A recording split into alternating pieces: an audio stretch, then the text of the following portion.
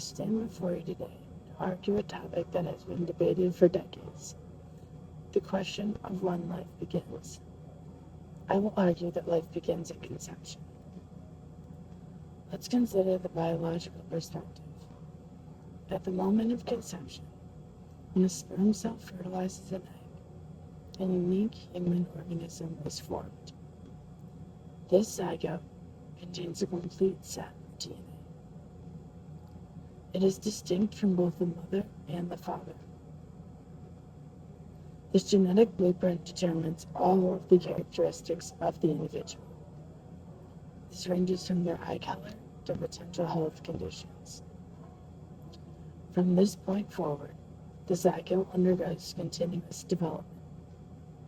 It grows and differentiates into a complex structure. This structure then turns into a human being. This process is continuous, suggesting that life begins at conception. Scientific evidence supports this view. Scientists such as embryologists agree that the development of a new human begins at the fertilization. The zygote is not just a random collection of cells. It is a living, growing entity with a unique genetic identity. It meets all the criteria for biological life. This criteria consists of metabolism, growth, reaction to stimuli, and reproduction. Reproduction is at the cellular level.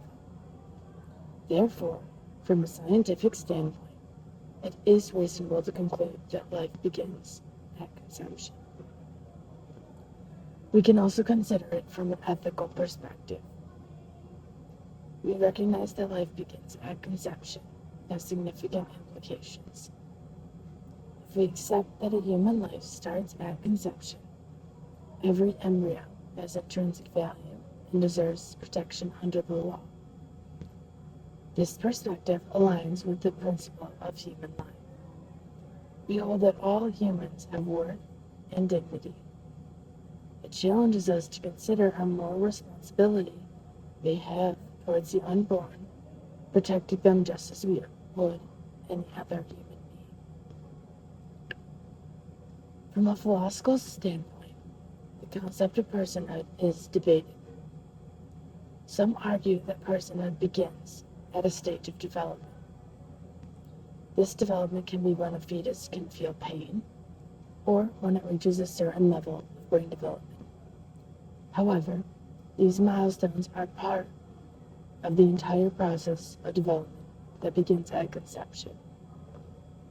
If we base the right to live just on these developmental milestones, we risk distinctions that can lead to unjust outcomes.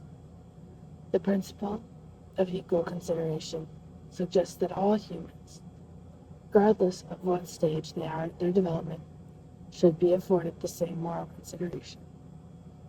All fully formed humans can be at different stages of brain development throughout their life and still get the same protections under our law.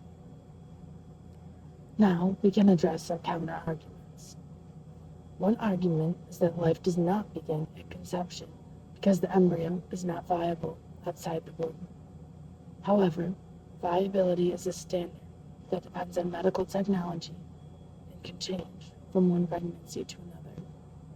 It is not a set standard. It is not a definitive marker of when life begins, but just a measure of our ability for life at different stages of development.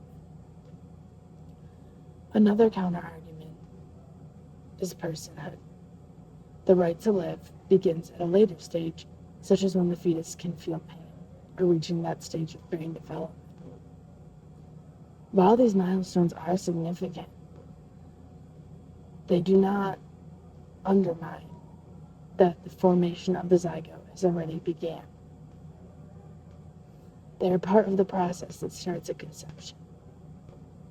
If we base the right to live on certain milestones, we take away the equal protection under the law. Some may argue that a woman's right to choose should take precedence over the rights of the unborn. While rights and autonomy are incredibly important, they must be balanced, not take away the rights of another. Recognizing that life begins at conception does not take away any part of the importance of women's rights, but wants an approach that respects and protects both of the lives involved in this process. From a legal standpoint, the recognition of life begins at conception. Has implications for our laws and policies regarding abortion and reproductive rights. These rights have been changing throughout the past years. Many legal systems do not know how to balance the rights of the mother with the rights of the unborn. They fear that it will be taken away from the rights of the woman and the mother in this process.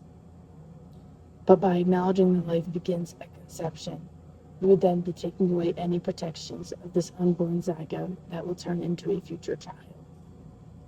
But we can create a legal framework that protects the vulnerable while respecting the rights of women at the same time.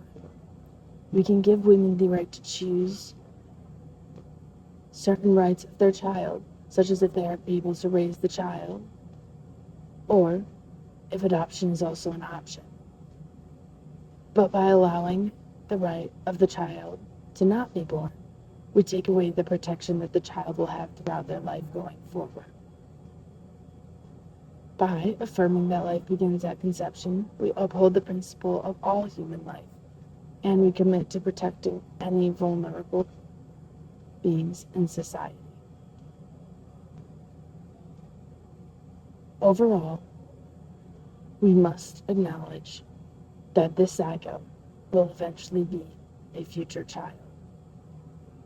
The law is made to protect each and every human being, regardless of what stage they are at. This can be seen through cases of disability, cases of the mental state of another,